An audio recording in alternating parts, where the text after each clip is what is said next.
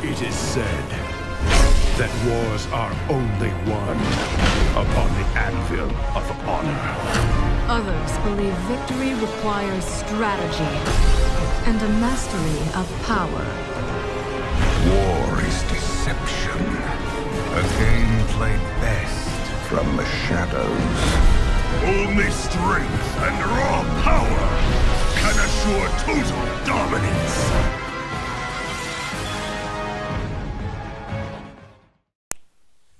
Hey guys, what's up? So, first a message before we continue with this video.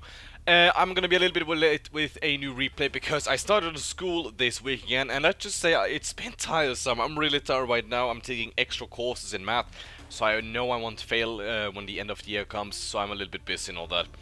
But, on to the video then. So, basically, I think there's an issue which many people know about, and that is basically Silverhand going south to help out dwarves, and well, this causes a big problem for dwarves in the first place. No, not the dwarves, but the horde or dragonmine in the first place, because a combined force, the enemies will get destroyed. Like dwarves are very powerful on their own, but combined with Silverhand, and potentially Lordaeron as well. I mean, wow, that is just a lot of stuff. So I was looking out Germald because people like that I do share news or share posts there, and I took around looking at the balance thread if there was something new, and SVNMS had typed something down, and it was a really good idea, I thought. So basically I'm just gonna read out for you. The alliance focusing south with the dwarves, I personally don't find this to be a big problem, because they will lose the elves that way, but it is true that it's unfair for horde slash trolls. Before suggesting a solution, I want to address a point. LTA offers each player the choice of where to focus, but as everyone knows, that can cause problems. And what I find good is that losing some important base causes some factions to become weaker, giving them more initiative to focus on a base instead of another. Like Jintan for the trolls, they can't completely ignore it if it gets attacked, which EMO is a good thing. I don't know what it is. I don't know what that stands for, sorry. And now we simply need to find a reason to stay in north while giving them a choice to have a slow start south. So this is his suggestion. Silverhand starts in Silverhand with Satan and Isilin instead. Isilin gets a Brilliance Aura, and I do believe Isilin might have Vice Council instead, I might be wrong. Isilin is survivable as long as Silverhand stands. It makes sense since there's a relation between the two. Alexandros is no longer a starting hero. He is supposedly in Ironforge getting the Ashbringer, will spawn in Silverhand automatically, and the event will look like something like this. 10 minutes into the game, Alexandros appears in Silverhand with the Ashbringer and creates a non-crazy Scarlet Crusade, and gets 4 Scarlet Inquisitors, 4 Priests, 4 Knights, and 8 Footmen, and 4 Archers as reinforcements. No change in colors, and he can still and he can't train more Inquisitors. If Silverhand falls before Alexandros arrives, he spawns in Ironforge, which will be the second chance for the Silverhand. And then you will either have to bring him back up, or bring the remnants of the Silverhand south. Now personally, I think that's a very cool idea, and like, so you don't have to go down with Alexandros, it will happen for you. And it gives you a reason to focus more north, because you know what, okay, I can't focus with Alexandros there, I can't bring him down south, it won't help, I have to wait 10 minutes anyway. And if Silverhand dies, well of course then Cult's gonna get more stronger. But we're gonna get, I'm gonna talk more about it when we get into that.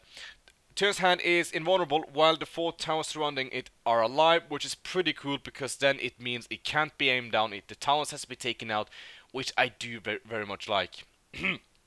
When Alex dies, the Scarlet Crusade doesn't spawn in Silverhand anymore. It has already been funded there through Yay. We can change it where it spawns. Instead, it will become researchable from like an upgrade from a Town Hall or an Altar of Kings. When researched, the units will spawn next to that building. So let's say I have a Town Hall in Northrend and I start the Scarlet Crusade upgrade.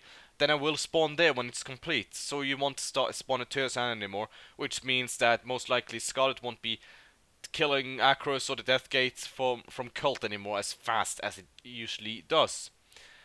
Okay, spawn to the next building. If in 3 minutes the research isn't done, they spawn in Scarlet 1 slot. So that means you have 3 minutes to decide where do you want to start out as Scarlet Crusade, or you will end up at Scarlet 1 start, which is fair, I think. I forgot whose idea it was, Horse Frog, I think, but it's relevant. Stromgarde is under control of Syndicate, so Silverhand no longer starts with the base there and will have creeps. Instead, it can be captured by Satan/Tyrion. They are the highest ranks of Paladin/Ardent Dawn, and I don't want Gyarados to be able to trigger this event. So, by that sentence right there, we can assume Galen is of course going to be no more in control of them. Like, we can also see the less potential for armies teaming up on Forsaken, Galen removed temporarily. Now, an idea I had for that is because in Stromgarde, you could have it closed down, which means nobody can get there, except when, let's say, Sylvanas approaches a gate or something. Then they will open and Galen will spawn and she can kill him and resurrect him if she decides to do so, or and fight maybe a horde of Syndicate forces. Just an idea that I just made up. The Dalaran dungeons become an annoying cult base, and Gyarados gets the base for destroying it. Now what this means is Cult of the Damned will get a base in Dalaran. I don't know if it's the underground of Dalaran dungeons or the above, but either way, they will get an annoying base there, and Gyarados will get a base by destroying it, which is kind of cool actually. I would love to see how that's going to work out. Okay, sorry, I recently eaten. The reasons for which I suggest these changes, so let's go through that. A needed Brilliance Aura of Silverhand, which I couldn't agree with more. Less initiative to go south, which is what we need. No need to go there for Ashbringer, and more inactivity to stay to stay north, which is kind of what we wanted to do. We don't want to abandon Lordaeron because hey, Lordaeron. Less potential armies teaming up on Forsaken, which means you cannot come with your Galen forces and Gyarados forces and go to and help Dalaran. Yeah, Dalaran remnants or Worgens, which is cool. I think that's what he means by that, actually. I think so, with more armies. More starting gold for trolls. They have more upgrades to get than other factions. A second foothold for Cult, from which he can annoy the alliance. The Underhull rush will be less frequent, which means that because normally we do see Gyarados and Galen, which of course I do this as well, when let's say Scourge is focusing on me and Terra's hand, or if Scourge is, I don't know, somewhere else early game, I usually tend to send those forces and attack Underhull. But with this, this might not happen because they will be Gyarados will most likely start attacking the cult base, and if he does not, then he probably doesn't want to attack Underhull, getting the risk of being attacked from behind. So I think that's what's in with that.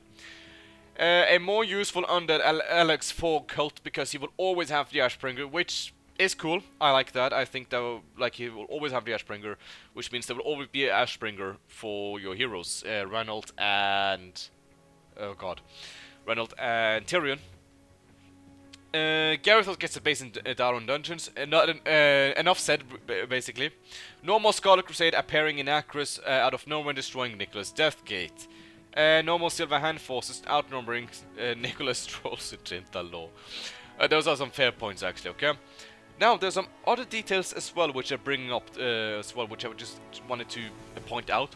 Diladar is now triggerable by bringing Kale to the shores, like in lore, and will get a much bigger force than he usually gets. Something like 12 melee, 12 range and 6 casters and 6 Quaddles will work.